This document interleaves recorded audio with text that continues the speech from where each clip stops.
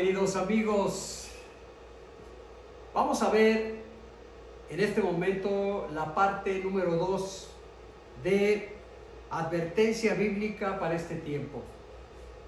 ¿Por qué le puse yo así ese título, advertencia? Porque lo estoy basando en un libro que se escribió, en una carta que se escribió antes de escribir el libro de Apocalipsis.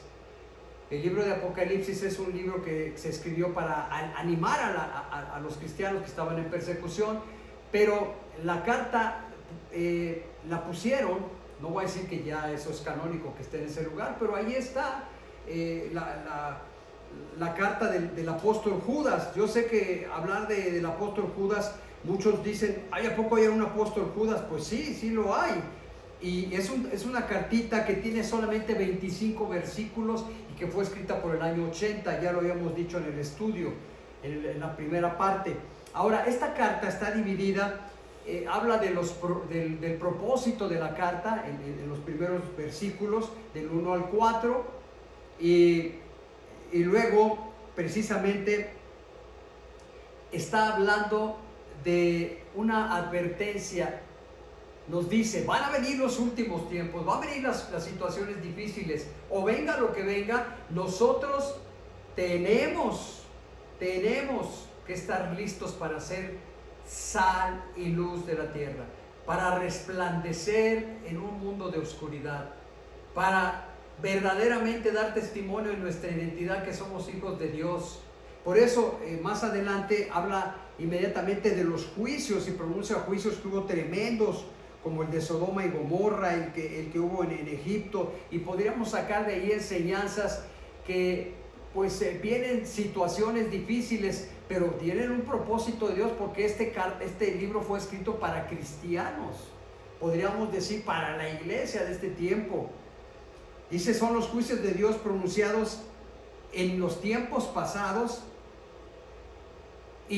pero fueron pronunciados contra quienes, contra gente perversa, y para que el pueblo de Dios aprendiera y para que el pueblo de Dios cumpliera la misión que Dios tenía de ser testimonio en la tierra de un Dios de poder.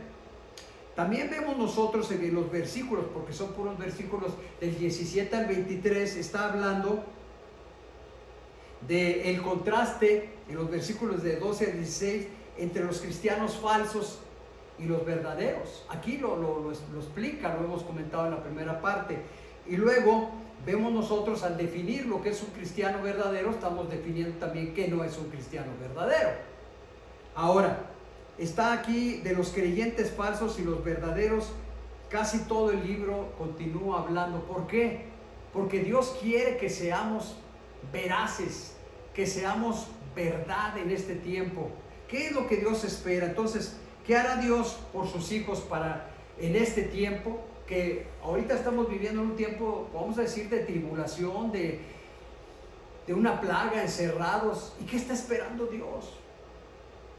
¿Qué espera Dios? Si Cristo ya está por venir, ¿cómo el Señor espera que nosotros estemos funcionando? Le voy a decir que el que es cristiano todo el tiempo debe funcionar en un solo sentido. ¿Cuál? Estar clavado en la cruz. ¿Cuál? El que viva Cristo en él y sea testimonio. Ya no vivo yo, más vive Cristo en mí. Lo que ahora vivo, lo vivo en la fe del Hijo de Dios. Que vivamos cada día en la fe, no en nuestras capacidades, no en nuestro intelecto, no en nuestras emociones, sino en lo que Dios nos ha dado. Ahora, cuando hacemos esa pregunta, ¿qué hará Dios por sus hijos en este tiempo difícil? Él nos pide que le creamos, Él pide que nos tomemos de Él, porque la vida cristiana solamente es posible vivirla de su mano. Por eso dice en Romanos 5:20, fíjate lo que dice en Romanos 5:20, comienzo con este versículo. Dice, ¿qué hará Dios? Bueno, mira lo que Dios dice, pero la ley se introdujo para que el pecado abundase. Mas cuando el pecado abundó, ¿qué dice? Sobreabundó la gracia. Yo sé que en estos últimos tiempos va a venir apostasía, va a venir hombres de maldad, pero a la medida, dice Dios, que va a abundar el pecado, va a abundar ¿qué cosa? La gracia de Dios. ¿Qué hará Dios en este tiempo? Llenarnos de más gracia, hermano. Y en realidad en este tiempo lo que nos da la identidad es la gracia de Dios, porque soy lo que soy por la gracia de Dios. no por mis méritos, no por mi preparación, no por mi intelecto, no por más que yo me prepare para vivir estos tiempos, no, sino porque yo me agarro, me tomo de lo que es la gracia de Dios. En segundo lugar, Él estará con nosotros. En Mateo 28, 18 al 20, antes de irse, Él les dijo, vayan y prediquen este evangelio hasta lo último de la tierra. Y luego dijo, yo estaré con vosotros. ¿Qué dice? ¿Qué? Yo estaré con vosotros. ¿Qué dice? ¿Hasta el qué? ¿Hasta el fin de qué? ¿Hasta el fin de qué? Del mundo. Esa es la promesa. Él va a estar en nosotros. Él está en nosotros, Él está con su iglesia. ¿Qué podemos temer? Alguien me decía, es que mire, ya está el nuevo orden, el nuevo gobierno. Pues sí, pero Él me tiene sin pendiente. Yo vivo en la gracia de Dios, no vivo en la desgracia de los gobiernos humanos. Yo no vivo en el nuevo orden. No me interesa, yo vivo en la gracia de Dios. Yo tengo un rey y vivo en la cuestión del reino, en otro gobierno. ¿Qué yo debo hacer? Pues vivir y ser sal y ser luz. No me voy a quedar con los brazos cruzados. ¿O qué nos mandó a hacer Dios? Nos mandó a hacer lo que haría el Señor Jesucristo. ¿Por qué? Porque su iglesia es el cuerpo de Cristo. Él es la cabeza. Tenemos una cabeza. Nuestro líder es Jesucristo y nuestro deber es conectarnos con Él. Esa es toda la chamba. Oír lo que Él dice. Dice, ¿qué vamos a hacer? ¿Aguantarnos y estar ahí sufriendo? No. Nada más como espectadores, no. Mira, es un cordoncito, una línea muy, muy delgadita. No se trata de hacer tu cosa y decir, bueno, pues ahí se arreglan y nos encerramos como monjes. No. Como cartujos o como ermitaños. Vamos a usar la palabra ermitaños para no herir a nadie. Un montón de ermitaños. No, Dios no quiere una iglesia llena de monasterios. ¿Qué vamos a hacer entonces del otro lado? Una iglesia carnal que nos salimos y nos peleamos y andamos peleándonos unos con otros, juzgándonos unos a otros. Tampoco Dios quiere ese tipo de iglesia que está luchando por sobrevivir, llena de religión. ¿Qué es lo que Dios espera? Espera una iglesia que no sea carnal, una iglesia que no sea indiferente, una iglesia que viva en el poder del Espíritu, sea testimonio por el poder del Espíritu Santo, en una manera como lo es Él en su naturaleza. Nuestro Padre es sobrenatural y Él espera que vivamos una vida sobrenatural. Sobrenatural, no una vida común igual, no, sobrenatural, que sí tomados de Él, que no hay comida, Él la va a multiplicar milagrosamente. Que hay enfermos, Dios nos va a sanar. Dependemos de Él. Que saquemos, si tienes fe, sácala. Es decir, habilítala, que se vea. Pues tienes mucha fe, ¿dónde están tus obras? ¿Está alguien enfermo? Oren para que sea sanado, dice la Escritura. Únjanle con aceite. Ya se murió y es la voluntad de Dios, no porque yo me crea a Dios y porque yo quiero hacer todas las cosas. No, yo estoy hablando que llenos del Espíritu, guiados por el Espíritu y la palabra. Yo no estoy, por eso estoy hablando, no una iglesia carnal llena de religión y de sus fuerzas. Estoy hablando de una iglesia llena de Dios, del poder de Dios y siendo luz en este tiempo, que es una cosa, le voy a decir, muy, muy diferente. Abunda la gracia de Dios. Él dice, yo estaré con vosotros todos los días. Necesitamos caminar sobre las aguas, lo podemos hacer. Si Él está en nosotros y se requiere, y vamos de su mano, así como lo hizo Pedro, vamos a hacerlo de su mano y sin temor. La palabra de Dios dice en 1 Juan 4:4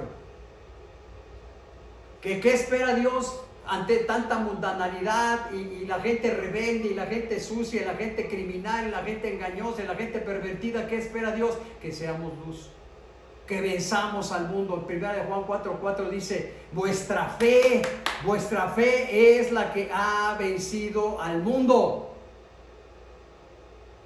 Nosotros le hemos vencido y mayor es el que está en nosotros que el que está en el mundo. Dios espera que recibamos poder. Más bien, Dios nos ha llenado de su poder, no espera que recibamos, bueno, sí que lo abramos nuestro corazón, lo recibamos. Lo que me estoy refiriendo es a lo que pasó en Hechos 2:17, dice, y en los postreros tiempos. ¿Cuándo son los postreros tiempos? Antes de la segunda venida. ¿Y qué dice? ¿Qué va a suceder en los postreros tiempos? Yo derramaré de mi espíritu sobre toda carne y profetizaremos. Y tendremos sueños y tendremos visiones. Y hablaremos la palabra de Dios con poder y haremos decretos que precisamente llenos del Espíritu Santo, óigalo bien, llenos del Espíritu Santo, no en la carne. Hablaremos, esta palabra se tornará vida con vida, porque esta palabra es un libro nada más, pero cuando es en el poder, dice, las palabras que yo os he hablado son espíritu y son vida. ¿Dónde está la boca de Dios? ¿Dónde están las manos de Dios? ¿Dónde están los pies de Dios? Somos el cuerpo de Cristo. ¿Cómo que no vamos a profetizar con autoridad? ¿Cómo que no vamos a hacer decretos de Dios? Si Él vive, Él hace decretos. Si hubo decretos en el Antiguo Testamento, ¿cuánto más en este tiempo cuando Él dice, yo derramaré de mi espíritu sobre toda carne? ¿O no lo dice la palabra de Dios? ¿Qué hará Él? Miren, nos armará de milicia poderosa. Primera Corintios 10. Esto es palabra de Dios. 1 Corintios, el capítulo 10. La palabra de Dios dice en los versículos 3 y 4, claramente dice la palabra de Dios. Déjenme y todos siempre aquí está, ¿dónde está el versículo?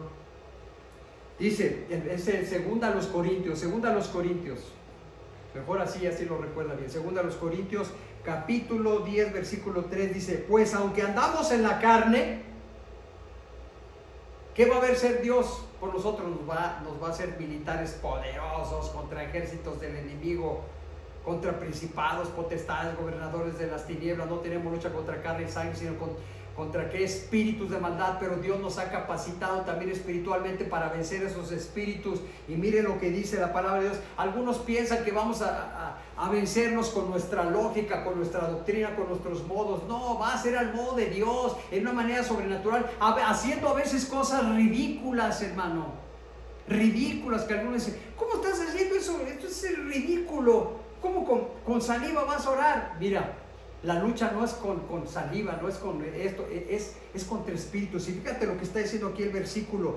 Pues aunque andamos en la carne, no militamos según la carne, porque las armas de nuestra milicia no son carnales, sino poderosas en Dios para la destrucción de fortalezas, derribando argumentos y toda altivez que se levanta contra el conocimiento de Dios y llevando cautivo todo pensamiento a la obediencia de Cristo. Ese es, ¿qué dice aquí? ¿Qué hará Él por sus hijos? Nos va a capacitar como soldados. ¿Qué hará Cristo? Juan 14:12. Él dio una promesa, que las obras que Él hizo nosotros haremos y mayores. ¿Y cuáles son las mayores que hará? ¿Cuáles son las cosas mayores que espera Dios que hagamos? Todos los creyentes, no nomás los superpastores, todos los creyentes. Si usted lee esos versículos, usted va a entender bien claramente, Juan 14:12, va a entender claramente a qué se está refiriendo. ¿Qué se está refiriendo? Es interesante escudriñar este versículo, porque eso es lo que Dios espera que haga su iglesia en los últimos tiempos, que mayores cosas que las que Él hizo. Porque Él derramó su sangre, Él dio a su Hijo. ¿Cómo no nos dará con Él que todas las demás cosas? Y mira lo que dice aquí. De cierto os digo, el que en mí cree, o sea, en Cristo, el que cree en Cristo, las obras que yo hago, Él las hará también. Y aún mayores hará, porque yo voy al Padre. Y todo lo que pidieres al Padre en mi nombre, lo haré, para que el Padre sea glorificado en el Hijo. Si algo pidieres en mi nombre, yo lo haré. Y luego continúa diciendo, si me amáis, guardáis mis mandamientos. Y yo rogaré al Padre y os dará otro consolador para que esté con vosotros, ¿qué? Para siempre. Y yo rogaré al Padre para que esté con vosotros. ¿Qué se refiere a cosas mayores a este versículo? para que esté con vosotros para siempre. ¿Quién? Para siempre. ¿Quién? El Consolador, el Espíritu Santo. ¿Cuáles son las cosas mayores que Dios espera que hagamos en ese tiempo? Las que va a hacer el Espíritu Santo. Dice que nos dará ese Consolador. No habíamos leído todo el versículo, pero mira, yo te voy a decir que ya leyendo el versículo, tú te das cuenta quién hace las cosas mayores. Porque yo gano más gente, porque tengo una iglesia más grande, porque construí un templo, porque estudié teología y Jesucristo no estudió teología, porque yo sé un poco de griego. Mira, más importante que leer en griego, yo estudié 5 años de griego. ¿Y qué? ¿Y qué? ¿Eso me va a dar la unción, hermano? Lo académico. Qué bueno que uno puede estudiar eso. Qué bueno que uno puede hablar el griego, y aquí te puedo leer o decir algunos versos en griego. Bueno, pues sería por presumir, pero te voy a decir una cosa: es el Espíritu Santo, no nosotros. Dice, les daré el Consolador que va a estar con ustedes. ¿Qué son las cosas mayores? Las que va a hacer el Espíritu Santo a través de su iglesia, hacer luz y testimonio poderoso, como habla de los testigos ahí en el libro de Apocalipsis. ¿Qué cosas grandes hará Dios? Va a fortalecernos,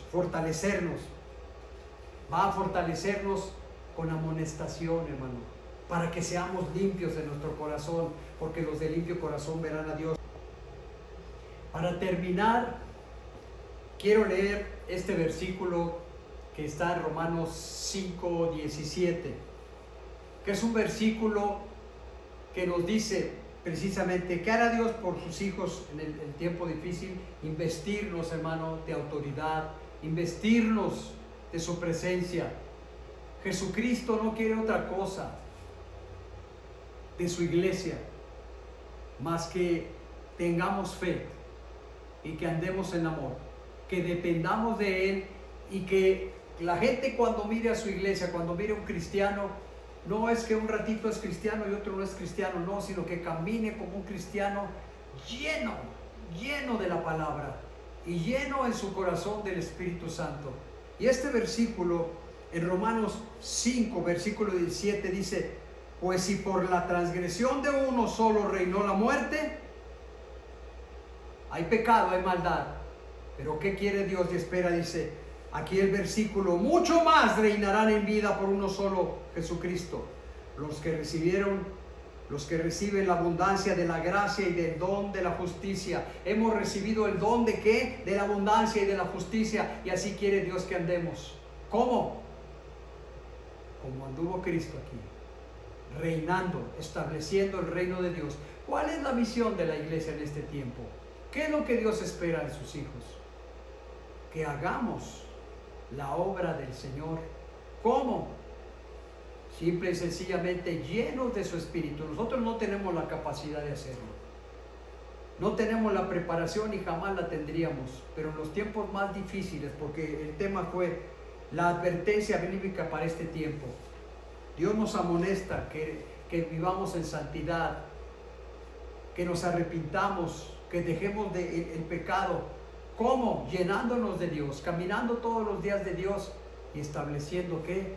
El reino de Dios, reinando en este lugar, no para enseñorearnos de todas las cosas, sino para vivir como Dios espera que viva su iglesia.